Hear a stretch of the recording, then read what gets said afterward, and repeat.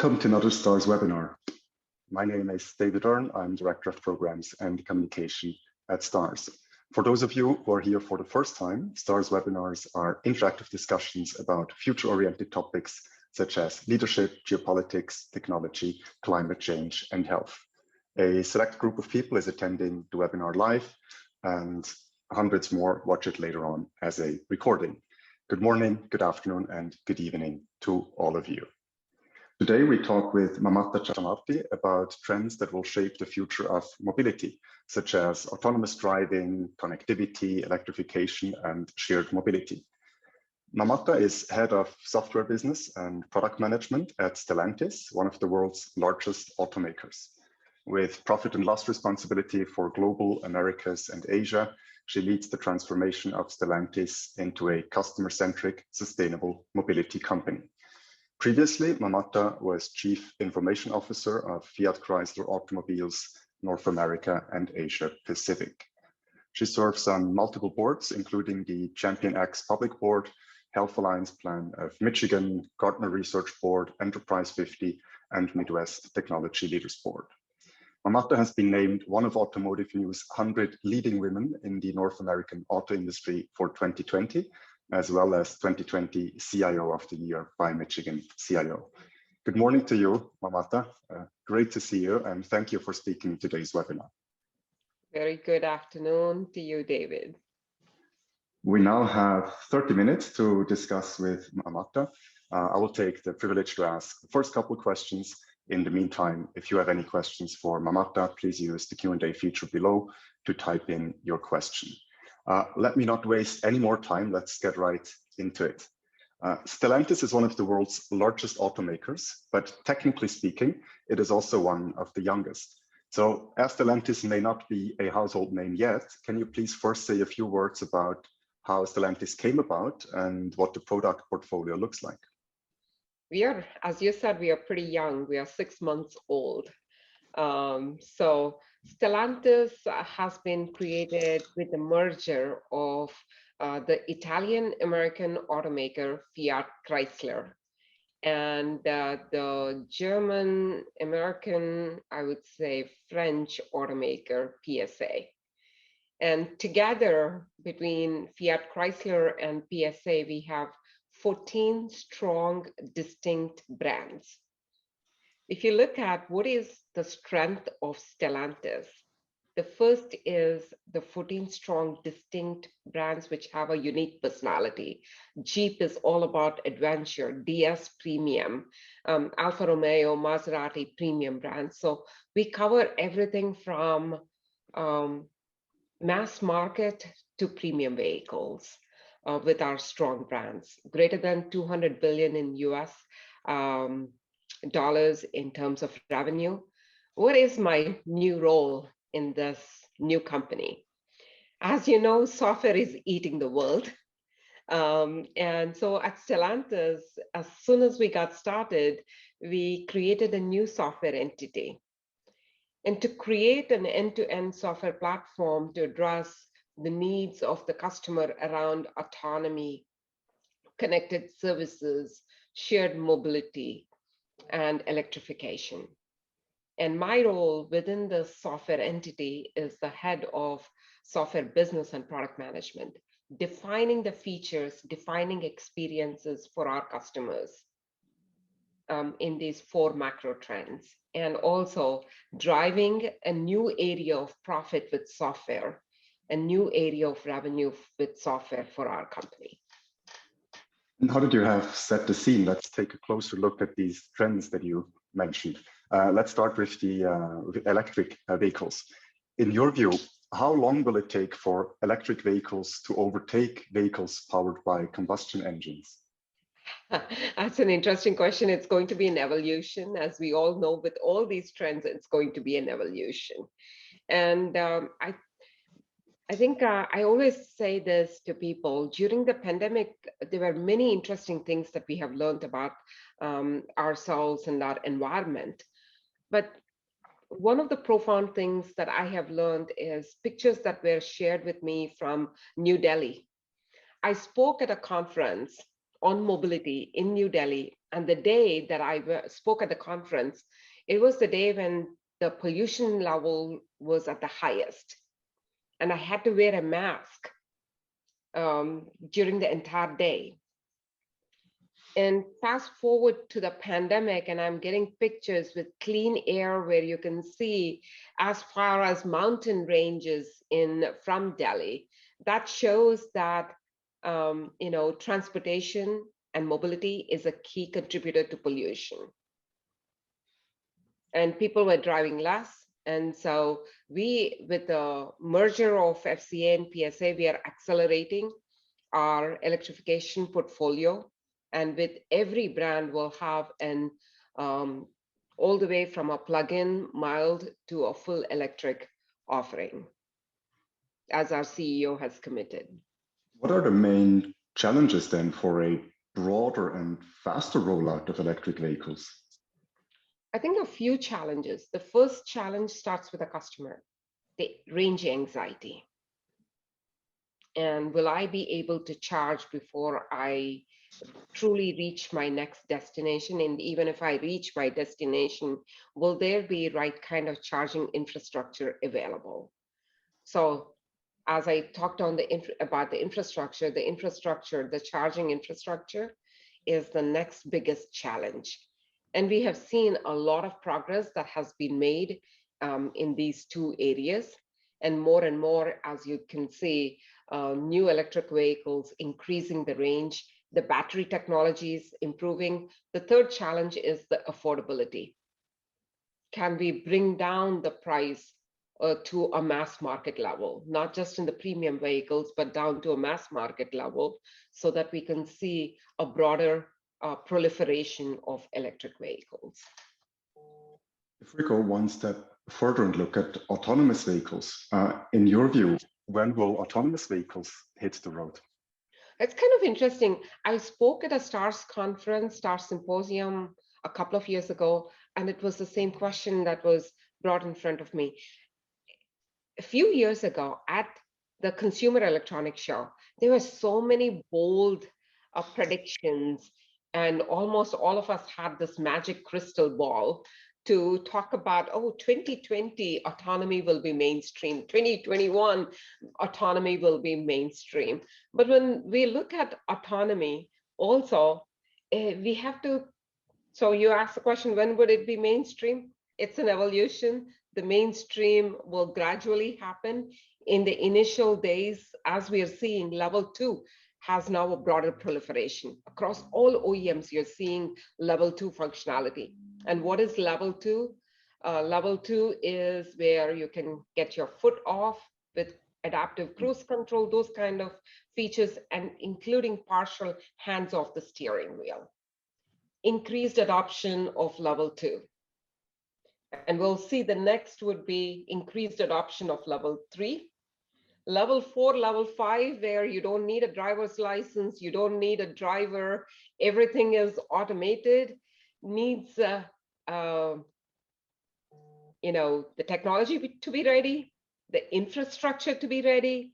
There should be a willingness to pay, similar to the electric cars, regulation, and customer behavior, consumer behavior in adopting and not having anxiety to be traveling in an autonomous car. We have a follow-up question from the audience about autonomous electric vehicles. The question comes from Srinath Rangarajan. He's the head of auto research at Oliver Wyman. He writes, in which specific use cases do you see the business case for autonomous electric vehicles being robust? Robotaxis for individual mobility will not really solve urban congestion, but they could be crucial parts of last mile solutions. I think there is no one specific use case that solves the traffic congestion problem, right?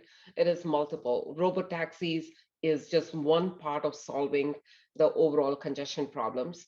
I think if we look at electric and autonomous, I think most of these 4 trends that I've talked about are converging. In each, these trends on its own is a tsunami of change for both the customer, consumer, of these vehicles as well as for the OEMs. But when you see these kind of converging, what can an electric autonomous vehicle do? An electric autonomous vehicle, of course, can help the environment and increase safety. More than 1 million deaths that we see every year across the world, making autonomy a very critical element to reduce the number of deaths. In the US, even during the pandemic, US traffic deaths in 2020 increased to 38,680. It's up 7.2%. When you look at the main reasons, it's impaired driving, speeding, failure to wear seatbelts. And what does autonomy do in terms of helping safety? Impaired driving, of course, the machine can, with level 2 functionality, already detect when you are kind of wandering away from your lane into the next lane. Can help you with adaptive cruise control, emergency braking. Emergency braking is the most critical innovation, I would say, because with emergency braking, the vehicle is preventing a crash from happening. Cars evolve more and more into computers on wheels. Connectivity also plays an increasingly important role. What new opportunities does this open up for Stellantis as a manufacturer and for the customers? I think when you look at just both connected services, electrification, and autonomous vehicles, let's talk about autonomous vehicles. You have actuation, then you have cloud technology, mapping, perception, and object analysis. Then you have drive control and decision making. So with all of these things that are happening, this is the technology that needs to evolve, and both in the car as well as in the surroundings. When I look at autonomous vehicles, today the human is making predictions about the intent of either the car that is next to him or the semi that's next to him or the traffic light. He's predicting the intent of everything. Once we get to level 4, level 5 autonomy, everyone is broadcasting their intent, and the machine is resolving the intent and taking the human, the occupant in the car, safely. So I think that's the maturity curve that technologies have to go through. Cloud has to evolve. Infrastructure in terms of 5G has to evolve, and even road infrastructure. Again, I go back to physical infrastructure has to also evolve.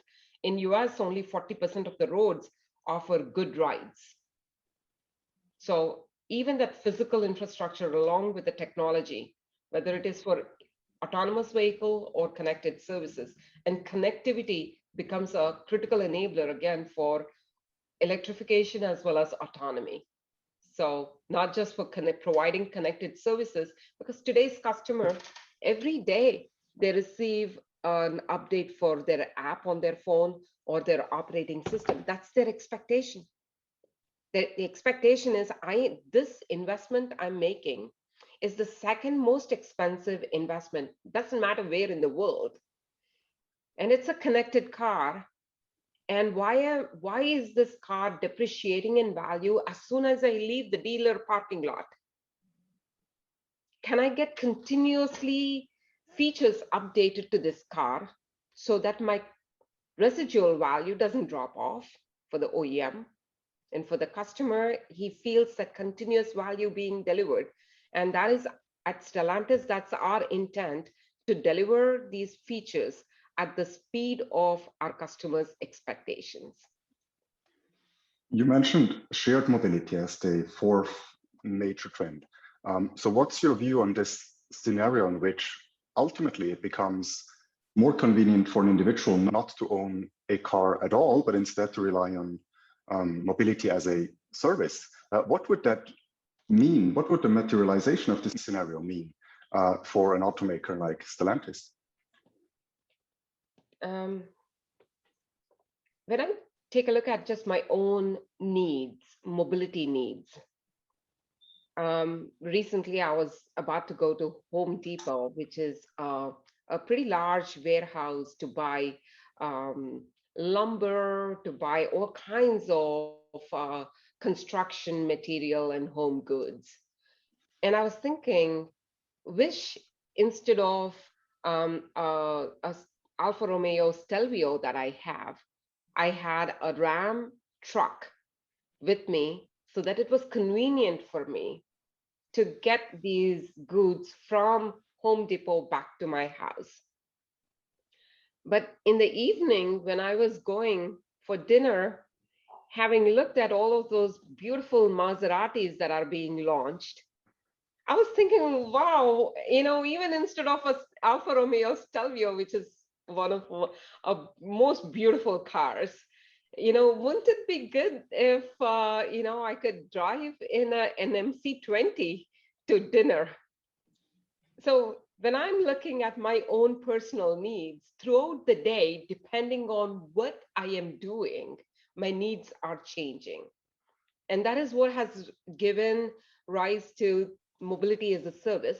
We have launched at Stellantis, there was an idea that came across on why don't we participate in mobility as a service, and we created our own brand called Free to Move, which is pretty prevalent in Europe, where you can rent any car, not just Stellantis brands, but even outside of the Stellantis brands. You can rent any car for a few hours, all the way to a couple of years. And insurance and parking and charging are included in this mobility as a service. So I think this, just based on my needs and how they are evolving, you don't have to go too far to understand how the evolution will happen. We have a question from Starzalan Gordana Kirans. She's a professor at Shenzhen Technology University. She's asking, are electric vehicles really the long-term solution? Do we have enough resources? And what kind of pollution will we have if every car on the road was electric? That's a fantastic question. I think when we look at electric vehicles too, I always say this, you need to look at end-to-end carbon footprint, not just the carbon footprint of the electric vehicle that's traveling on the road. You need to look at all the way from designing of the vehicle to manufacturing, selling, and the vehicle being on the road, and also the disposal of the electric vehicle, including the components. So I think I totally agree with you. Electric vehicle in the long run, with that alone, offer sustainable mobility. And that's why for a number of years, decades, the automotive industry, when I was with Daimler in the mid-90s, we were investing in fuel cell. And now the investment has really doubled from many of the OEMs on hydrogen fuel cell. And would that be also a technology that could also leverage the existing, the gas stations and the infrastructure that we have? You have talked about electric and autonomous vehicles, connectivity, shared mobility, and how these technologies will shape the future of mobility. So from your unique vantage point, what are the key challenges in transforming an automotive company into a technology or software company? So the first thing is, for a longest time in the automotive world, we started with the mechanical design of the car. And then we fitted in electronics and then fitted in software. It's almost like in a large jar, if you put the big rocks were mechanical, and then you fitted in the little rocks, the electronics, and then the sand, the software. Now, since it is customer experiences that we are creating, and these experiences need constant update, it starts with design of the experience, first using human-centered design thinking on what is this experience going to be. I touched upon range anxiety. With electrification, what is that experience for the customer? With connected services, if a customer is taking a Jeep vehicle on a trail, what is that entire experience going to be for the customer before they go on an off-roading experience, during and after? So everything starts with an experience that we want to deliver, whether it's electric, connected, autonomy, or shared mobility. What is the experience? And define it with software, and look at what is the hardware that we need. Not start the other way around. Start with the hardware and mechanical platform and fit in software. So software definitely is eating every world, and every company is becoming a software company, a technology company. And there is also another great benefit. When you look at the multiples of a software and a technology company, it provides increased financial flexibility also for automotive companies to make the investments. This also means that you need to create an attractive ecosystem where you have technology companies partnering with you because they have a better software prowess. How do you see the role of the CIO change in the next few years? Again, there I don't have to go too far away to look at an example of a CIO taking a different role. At ZF, when I spoke at one of the previous STAR seminars, I was with ZF, and at ZF I was a chief digital officer. I moved from being a CIO to a chief digital officer, and I was transforming ZF with a vision of Vision Zero, zero accidents and zero emissions, into a software-centric company. So someone who was doing enterprise IT, managing data centers, managing enterprise applications, being asked to move to an engineering function to turn this company, a 100+ years mechanical company, into a software company. And I have a similar role right now at Stellantis. I'm the head of software and business product management. I'm defining the customer experiences, defining the features, and with all of those 4 macro trends that I've talked about. And so I think CIOs increasingly, if you are business savvy, are being asked to play a business role. So it's a pivotal time for technology leaders to truly become business leaders. And David, when I joined Chrysler Corporation in 1996, I still remember presenting IT strategy, and then the CEO at that time talking about, well, isn't IT all about business enablement? Let's make sure it's the best commodity that we have at the cheapest of prices. And today I'm talking about billions of investments in software and technology front and center in the car, driving the 4 macro trends and the convergence of the macro trends to create a better planet and a better, safer life for our customers. Taking this a step further, we have a question from Tony Schönenberger, Executive Chairman of STARS. He's asking, in 10 years from now, who are your competitors? I ask myself that question. Who are our competitors? I know there are so many statements that there will be further consolidation of the industry because we need so much more investment, that technology companies would become also mobility tech companies. So I think whatever the future is, we will see a good convergence of automotive and technology, because these two are required for making the planet a safer place. So I think if I could predict one thing, the prediction is the planet would be cleaner and safer. The next question comes from Christian Lemle. He's the CEO of Combustion and Flow Solutions. and he declares himself as a Alfa Romeo Stelvio driver. He's asking, Great, how do you see the future? fantastic. Thank you. How do you see the future role of e-fuels? As I mentioned, I think e-fuels, hydrogen fuels, I think there's a lot of potential to electrification, and that almost all OEMs, including Stellantis, we are all investigating that area. Let's take another question from the audience. The question comes from Kapil Regmi. He's the Executive Director of the Advanced College of Engineering and Management in Kathmandu. He's asking you whether we can expect a dramatic decrease in the price of electrical cars in the near future. I think the affordability, as I mentioned to you, David, is one of the challenges with electrification and broader proliferation of electric cars.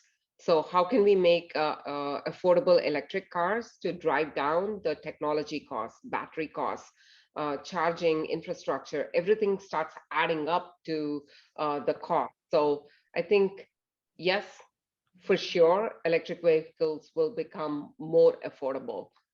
The more the scale, the more the volume, the lower the cost. This is like just pure economics.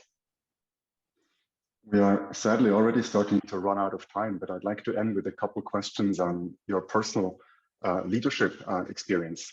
As a top executive, you also spend time on coaching your top talents. How do you coach them, and what do you try to pass on to them? How do I coach top talent? The first thing is everything that we do is for the customer. Customer centricity and customer experience is most important.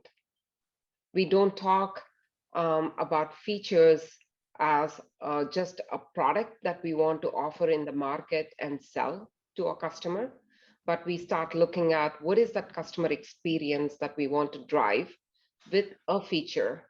And so customer centricity is very, very important. And for us to have that deep empathy for the customer, we have to always be in constant touch with the customer, not sitting in a conference room or at home, but going to the dealerships, talking to the customers all the time is a very important. Staying grounded is very important. So that's customer centricity. And the next thing is today, a conservative, risk-averse kind of a behavior is no longer, needs to be balanced. I shouldn't say no longer, needs to be balanced with bold, courageous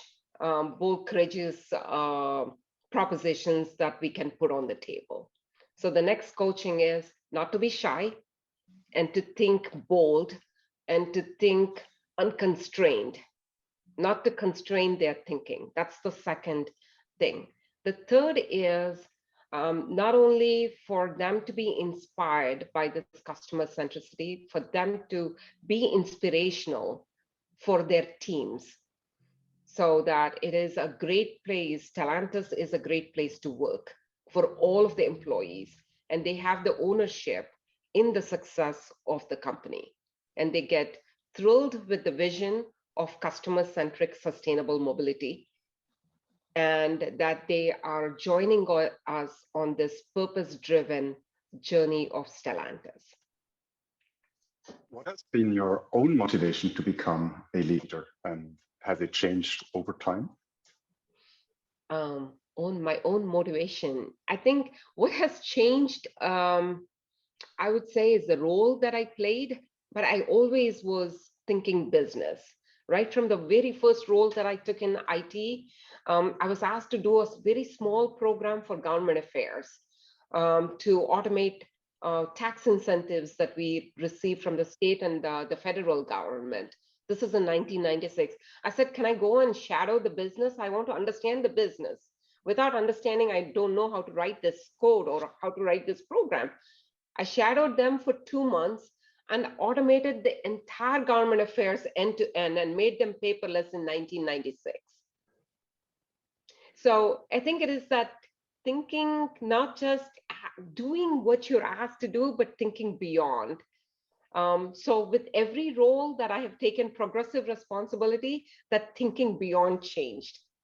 So now the thinking beyond is shaping and transforming Stellantis globally. With that very fitting closing statement, I would like to thank you, Mamatha, for your time and for sharing your insights with us. Thank you, Mamatha. Thank you so much, David. I would also like to thank all our alumni who participated in today's webinar. In the next STARS webinar on the 17th of June, in a week from now, we talk with Ivo Daldor, President of the Chicago Council and former US Ambassador to NATO, about whether and how the US can restore its leadership role in global affairs. I hope to see you there. In the meantime, take care and stay healthy. Thank you and goodbye.